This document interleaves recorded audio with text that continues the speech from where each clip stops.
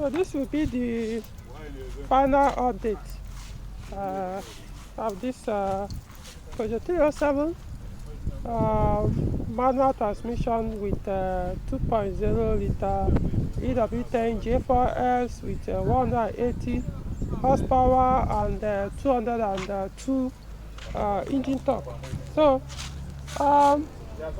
the car, we concluded the work, and the owner has picked up the car, sent someone to come and pick the vehicle.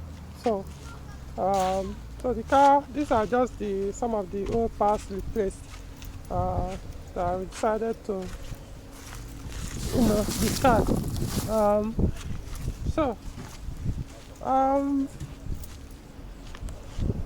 to conclude, the great vehicle. What I would say is, when it comes to buying left-hand drive cars, always understand that you may end up spending quite some money, depending on who did the conversion. Because even when I was doing the inspection, basically everything, as in what the most important part of the car, things were okay, but then there were signs that issues still exist on the vehicle, which could be as a result of the conversion. For example, the window switches were not working, the front ones, and the airbag light was on, the ESP light was on. So all those things, then the exhaust was too loud. So I was like, okay, could be as a result of the conversion, especially for the window switches that refused to work. Maybe the connection was not done properly, or it could be in the switches themselves. Likewise, the airbag light, I was like, okay, maybe it has to do with the COM 2000, or maybe as a result of the conversion, something is wrong with they didn't connect one of the airbag, The ESP light, I was like, okay, probably because of the conversion. Remember, they have to change the steering rack. Probably wasn't done properly, or maybe the car is not properly aligned, the front wheel not properly aligned, so that's why they triggered the ESP light. So all these things are like, okay, you shouldn't stop someone from discouraging or from buying the vehicle. But eventually it ended up being bad conversion, especially the electrical parts was messed up. Behind the door cards, the window switches, the connection they did was terrible. That was why the switches, the windows were not working, the front ones. In fact, I ended up changing the window motors, the front ones, and we created the external switch from the factory ones to operate the front windows while every other thing works. In fact, I ended up also changing that master switch front windows. I had to change it. Every other thing was working, but one of the buttons that adjust the mirrors was bad. In fact, eventually I could see it on the panel. I have to decide. I pulled it out, checked, and saw there was a burnt on the panel. So which affected that light. You can see the fix though, but I had to now buy another one. So that is it for the doors, and then the airbag. In fact, eventually we had to remove the dashboard, and I found that they cut off the airbag wire that comes from the right side on the dashboard. There's an airbag there facing the person in front of the right side of the vehicle, up to somewhere under the center console. There's a connector there, so we now have to go and source for that wire, remove the dashboard, of course, to do that, and did the connection. That went away. Then actually the COM 2000 was faulty initially. It was acting up. It was corrected. Somebody did a kind of adjustment inside, corrected, but then the alignment was way off. We had to do it like 2 times to get it right. So the ESP light now went off. And then also the mechanical part, the clutch, they didn't use the correct part. They used the right hand drive clutch, no, master clutch cylinder to do the conversion. They mounted it on the left side, uh, which kind of was working, but it kind of restricted the flow of the fluid that passes from the master cylinder to the slave cylinder, clutch slave cylinder, because they had to twist the master cylinder to a position where it now affected the hydraulic line on the master cylinder to the slave cylinder.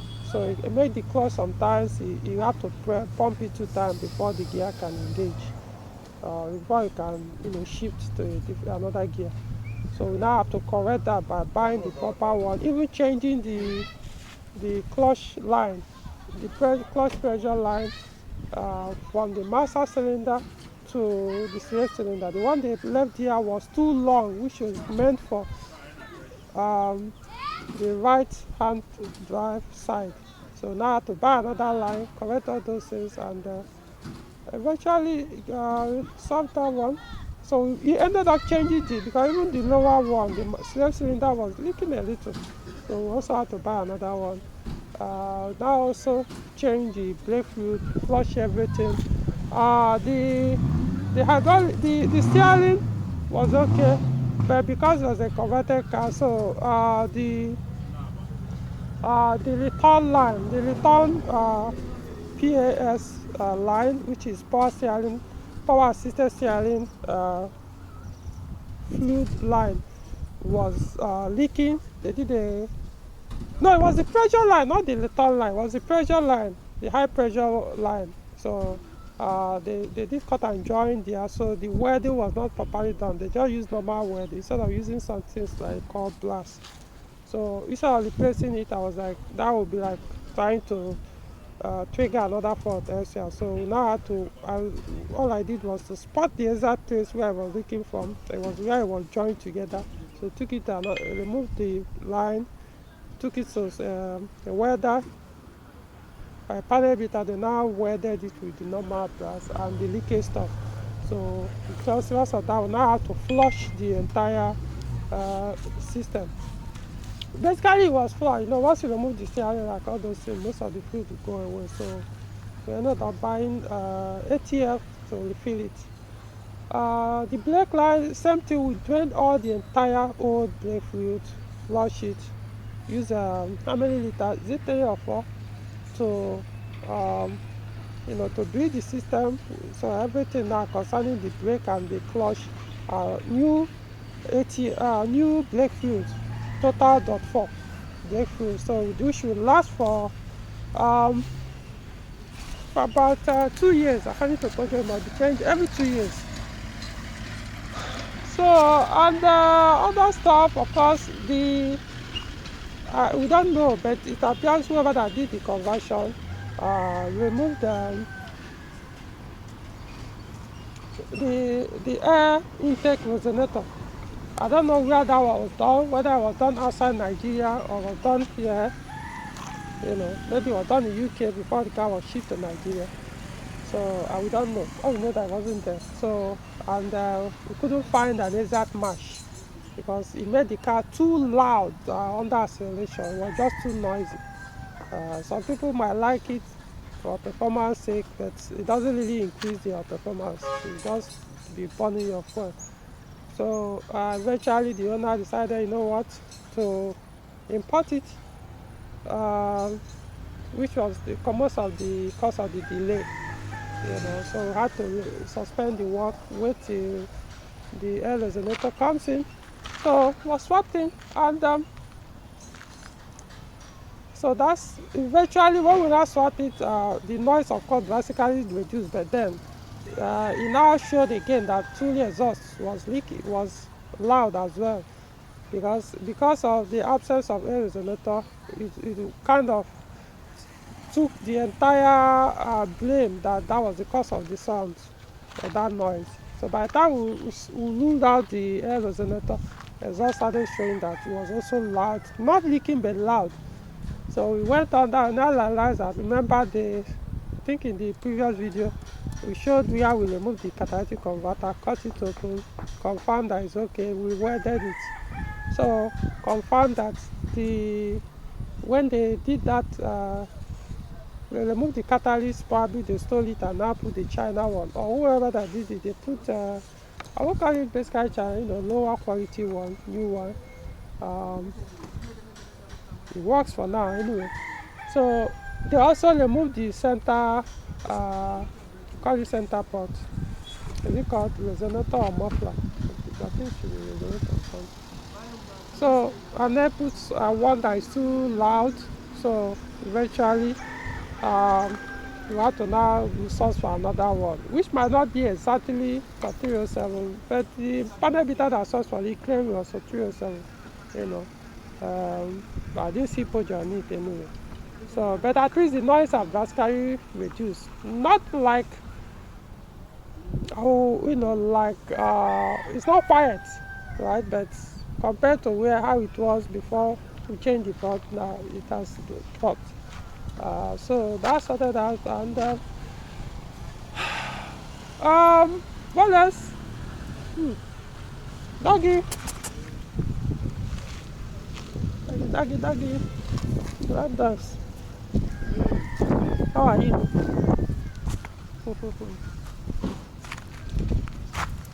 Okay. So what else did we do? After the exhaust, we had to deal with the window switches so that it will work. We ended up changing the window motors. Created, like I mentioned earlier, we created an external switch to control the two front windows. The other ones, they are working, but sometimes you start acting up. If you press them to come up, instead of coming up, it will start going down. Sometimes it will go down, it won't come up at all. So I was like, you know what, I'm done with that. So we just had to create a switch that will be more predictable, so that you press it down, you expect it to go down, press it up, you expect it to come up. And the mirror still work, it adjusts very well. Fold, and the master switch still controls the rear windows, so only that it won't control the front ones anymore. It took a lot of time and the money. I mean, you almost spent some money. Remember the gearbox too, we had to change it. So for some reasons, we found water inside the gearbox. Remember, it's a manual gearbox, found water in it. And I couldn't understand why. So, but the only logical thing, sense, or I could say that could be the cause, was this place. Oh, remember, this is my 505, this is manual. So I just want to use it on the 307. Remember, it has this thing here. Where the wiper blades are, I'm not sure wiper motor is there. So as water is dropping in here, it's passing to here, windscreen is down here, entering under inside the engine bay, dropping directly on the engine, the gearbox, the fuse boxes, and the rest. So most likely, remember, the gearbox are not that sealed off completely like that, so they had to breathe, sort of. So I believe that's how the water got into. I don't know, but that's the only logical thing I could think of. Because the sales were okay, the CV joint sales were okay, no leakage from there. So because of that, it now affected the gear 5. Every other gear will enter, but gear 5, sometimes gear 3, if you put it on gear 5 and you want to shift it out, it won't come out easy. You'll be struggling with it. So we decided, you know what, maybe it can be fixed by putting a new fresh oil. Over time it will become better, but the owner decided to get the gearbox. So I ordered the gearbox from Lagos, and luckily it was available. Remember, the gearbox is different from other EW engines, so luckily it was available. Ordered it, mounted it, and that solved the problem. Put fresh oil, not the OEM, but at least one that will still serve, depending when he can get the OEM if he wants to. And that sorted out. What else? We did quite a number of work. I hope I've remembered everything, you know. The clutch tends to vibrate a little, but I remember when we removed the gearbox. I look at the clutch pressure plate. Yeah, there was a sign of wear, but not necessarily that much. The release bearing seems a little bit, it seems okay, you know, but sometimes I can't really tell. It wasn't wobbling or noisy, but so I was suspecting that maybe the cause of the small vibration when the car is stationary could be from either of the two, the release bearing or the pressure plate, most likely the pressure plate. So I was like, advising, not even though it was considering changing it, I was like, let's leave it, you know, until now wears out fully, because which one will, unless you are late to buy OEM, if you are buying used one, it might still do the same thing. So you can as well leave it.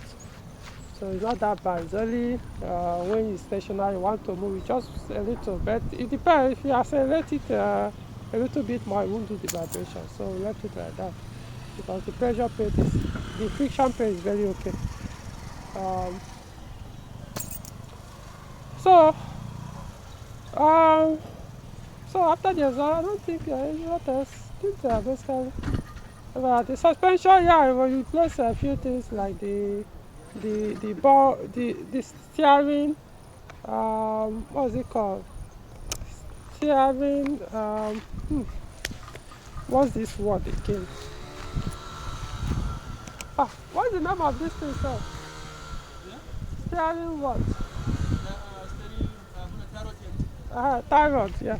So we changed the steering tie rod. Oh, my head. So that was what I was thinking. Change the tie rod. One of them was weak, so we had to change, buy the kit and replace. We kept the ones that were still okay.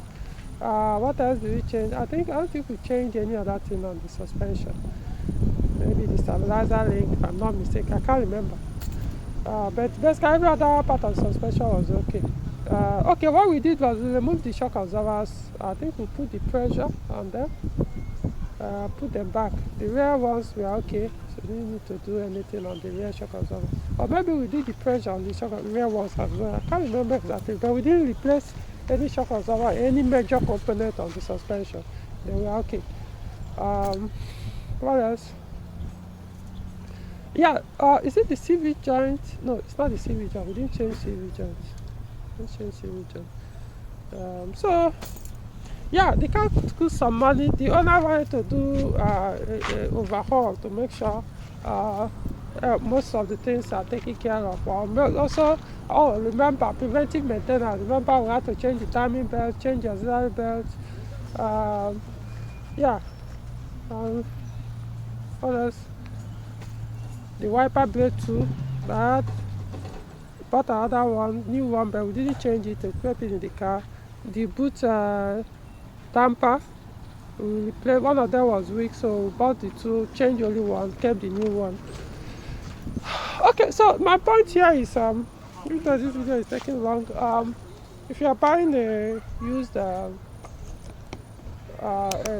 factory converted driving position vehicle, driving position converted car, expect, unless you do the conversion yourself or you stay there and make sure the proper components are used for the conversion, then you will not spend much less.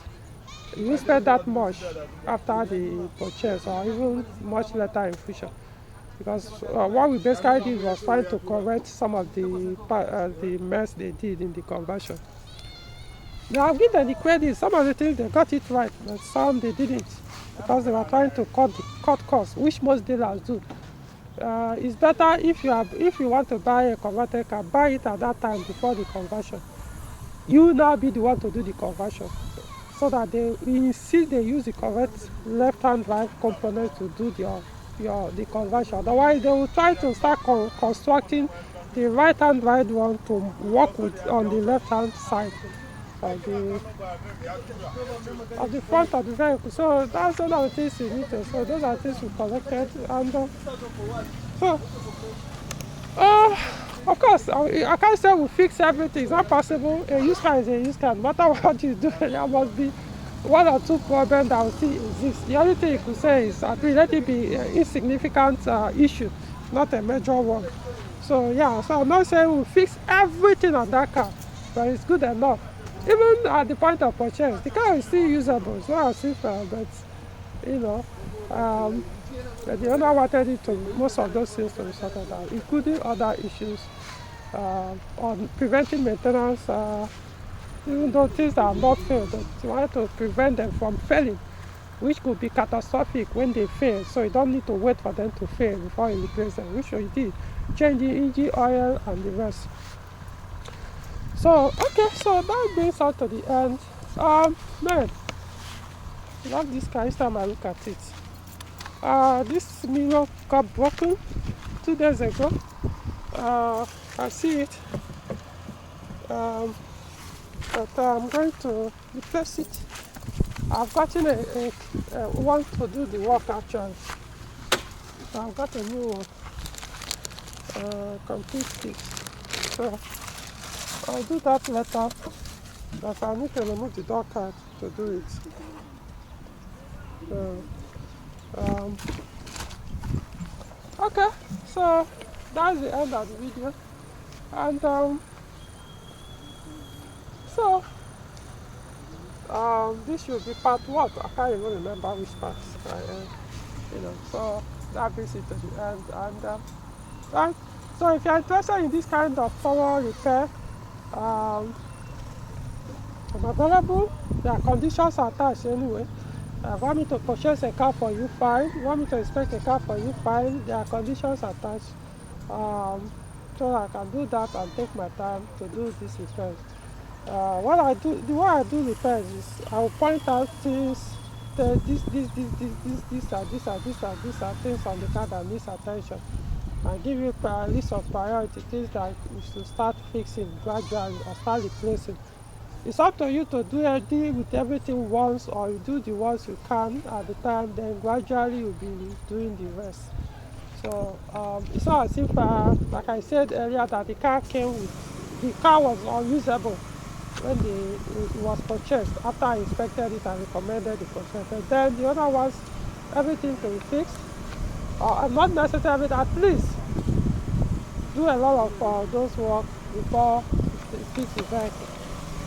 Okay, so see you next time.